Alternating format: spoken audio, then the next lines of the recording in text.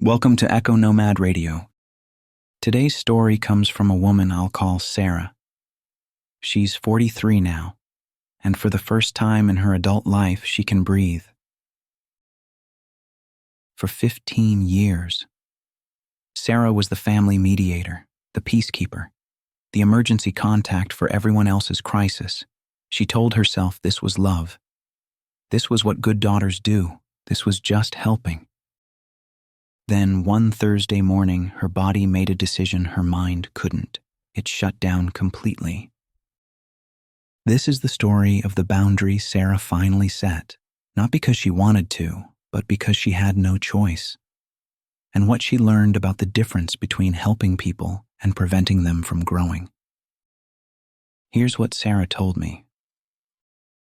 I was 37 when my body finally said enough. But the pattern started way before that. I was 12 when I became my family's emotional manager. My dad was an alcoholic, functional, mostly, but unpredictable. My mom was anxious, overwhelmed, trying to hold everything together with duct tape and denial. And me? I was the oldest of four, the easy one, the helper, the one who made things smoother. By the time I was 14, I was mediating their fights, calming my mom down when she'd spiral, making excuses for my dad's behavior to my younger siblings, taking care of everyone so the chaos didn't get worse. I told myself, this is just what you do in families. You step up, you carry what needs carrying. That pattern followed me into adulthood like a shadow I didn't know I was casting. I became the person everyone called in a crisis. My sister's marriage falling apart. I'm on a plane. My brother needs money for rent. I'm wiring it before he finishes asking. My parents fighting about the same things they fought about when I was 12. I'm on the phone for 2 hours playing therapist. I had a full-time job, a husband, 2 kids of my own. But somehow, I was still managing my family of origin's emotional landscape like it was my job. My husband would say, "Sarah, you can't save them. They're adults. They need to figure this out." And I'd get defensive. I'm not saving them. I'm just helping. That's what family does. But here's what I couldn't see then. I wasn't helping anyone. I was enabling everyone to avoid their own growth, and I was destroying myself in the process. The breaking point came on a Tuesday in March. My sister called at 2 a.m. Another crisis with her ex-husband. Drama about custody. Could I help her with the legal paperwork? Could I call the lawyer for her? Could I take her kids this weekend so she could deal with everything? I said yes. I always said yes. That same week, my mom called. Dad was drinking again. They were fighting. Could I talk to him? Could I mediate? Could I come over this weekend? My brother texted. He'd lost his job. Again, needed money for rent. Could I help just this once? It was the 5th, just this once that year. Meanwhile, my own life was collapsing. My daughter had a school play I'd promised to attend. My son needed help with a project. My husband and I hadn't had a real conversation in weeks, just logistics and exhaustion. I was running on empty, not sleeping. Stress headaches every single day. My jaw hurt from clenching it in my sleep. I was snapping at my own kids for normal kid things. And I felt guilty about all of it. Guilty for being tired. Guilty for wanting to say no. Guilty for resenting people who needed me. Thursday morning, I woke up and couldn't move. Not metaphorically, literally. My entire back had seized up. I couldn't sit, couldn't stand, couldn't lift my arms above my chest. I was locked in place. My husband took me to the ER. They ran tests, X-rays, MRI. Nothing structurally wrong. No herniated disc. No nerve damage. The doctor looked at me and said something I'll never forget. This is a severe stress response. Your nervous system has shut down your body to force you to stop. You need to rest, but more than that, you need to figure out what's causing this level of chronic stress. I laid in that hospital bed and started crying, not from pain, from relief, because finally, I had a reason to stop that no one could argue with. My body had done what my mind couldn't. It set a boundary. Physical therapy helped my back, but that wasn't the real problem. My therapist, who I'd been seeing for years but never really being honest with, asked me one question that broke everything open. "Sarah, what are you afraid will happen if you say no?" And I realized I was terrified they'd fall apart. And if they fell apart, it would be my fault for not preventing it. She looked at me with this expression, not unkind, but brutally honest, and said, "Sarah, they're already falling apart. You're just preventing them from hitting the ground that would force them to get back up differently."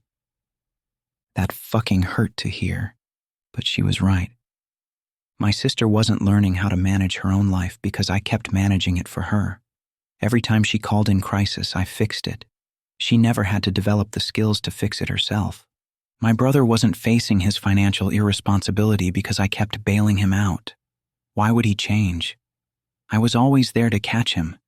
My parents weren't dealing with their marriage because I kept buffering them from the consequences of avoiding therapy, avoiding honesty, avoiding change. I wasn't helping them. I was interfering with their necessary growth. And worse, I was teaching my own kids that this is what love looks like. Saying yes when you mean no, abandoning your own life to manage everyone else's, being needed instead of being whole. So I started practicing something I'd never really done before. No. Small at first.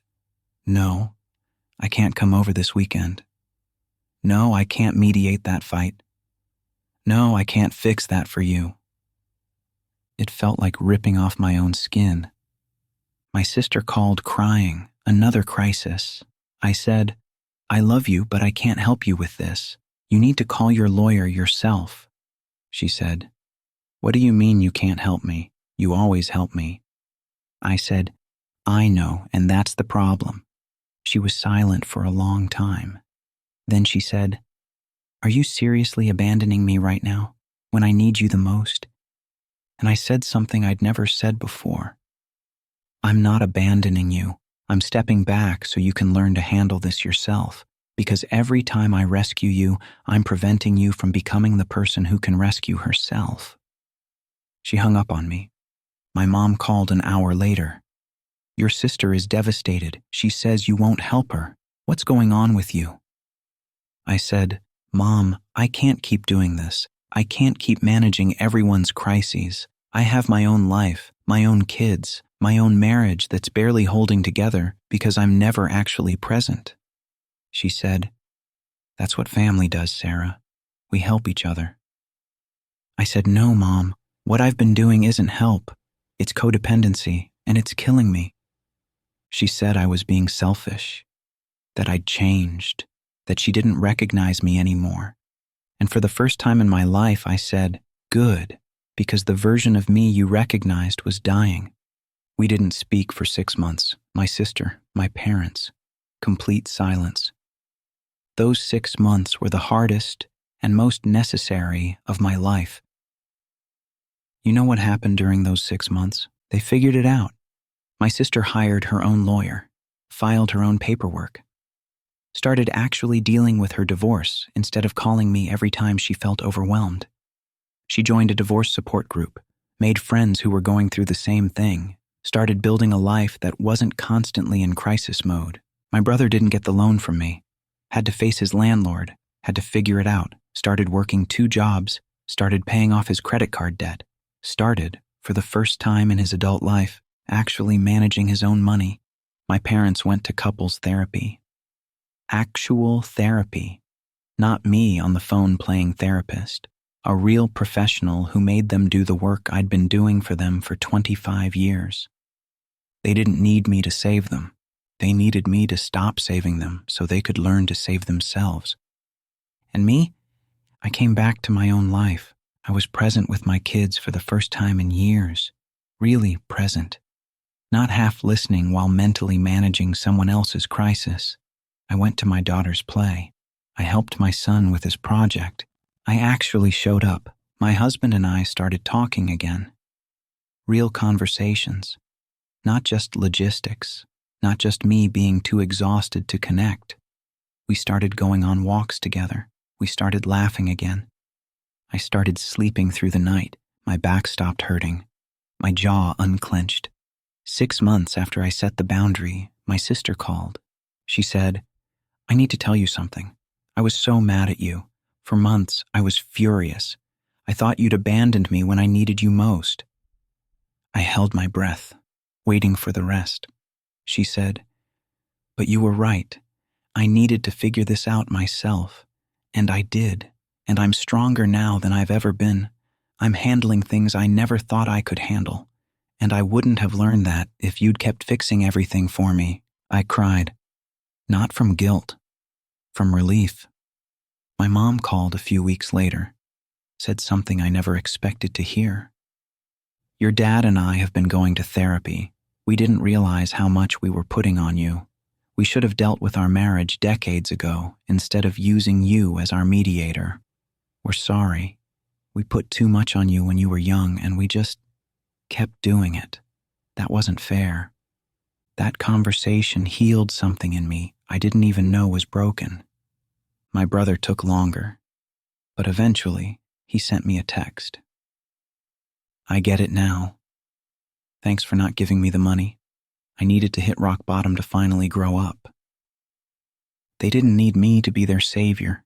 They needed me to be their sister, their daughter, not their parent, not their therapist, not their emergency fund. And the relationship we have now, it's real, it's honest, it's healthy, because it's not built on me sacrificing myself to keep them comfortable. Sarah is 43 now, 5 years past that hospital bed, 5 years into a completely different life. Her family still calls, but now when they call, they're not asking her to fix their problems. They're sharing their lives. They're asking for advice, not rescue. The difference is everything. Here's what Sarah learned the hard way. Setting a boundary isn't selfish.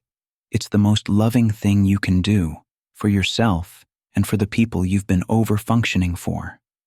When you constantly rescue people from the consequences of their choices, you rob them of the growth that comes from facing those consequences. You rob them of the chance to discover their own strength. You're not helping them, you're keeping them dependent, and you're destroying yourself in the process. Ask yourself, where are you over-functioning for someone else's life? Who are you rescuing from consequences they actually need to face? What would happen if you stepped back and let them handle it themselves? And here's the harder question Sarah had to face. What are you getting from being needed? Because Sarah finally realized she wasn't just helping out of love. She was maintaining her identity as the indispensable one, the one who held it all together, the one whose value came from being everyone's savior. The boundary she needed to set wasn't just about them. It was about learning that her value didn't depend on being everyone's solution. If you're the person everyone calls in a crisis, listen carefully. You're not as essential as you think you are. And that's actually good news, because when you step back, one of two things happens. Either they figure it out and grow stronger because of it, or they don't figure it out, which reveals that your help was never going to save them anyway. They needed professional help, not your exhausted management. The boundary Sarah set didn't just save her life. It freed her entire family to finally grow up. So ask yourself right now, what boundary have you been avoiding because you're afraid of being called selfish? What relationship are you maintaining by abandoning yourself? Who would actually benefit if you stopped rescuing them and started believing they're capable of rescuing themselves? You don't have to wait for your body to shut down to give you permission. You can set the boundary today. It will be hard. They might get angry. They might call you selfish. They might accuse you of abandoning them. But here's what Sarah learned. Their discomfort with your boundary is not your emergency. Let them be uncomfortable. Let them be angry. Let them figure it out. Because the alternative, you collapsing under the weight of everyone else's unresolved issues, doesn't actually help anyone. It just delays their growth while accelerating your breakdown. Sarah's back doesn't hurt anymore. She sleeps through the night. She shows up for her own life. And her family, the family that once couldn't function without her, is thriving, not despite the boundary, because of it. Subscribe, and thank you for listening to this story with me.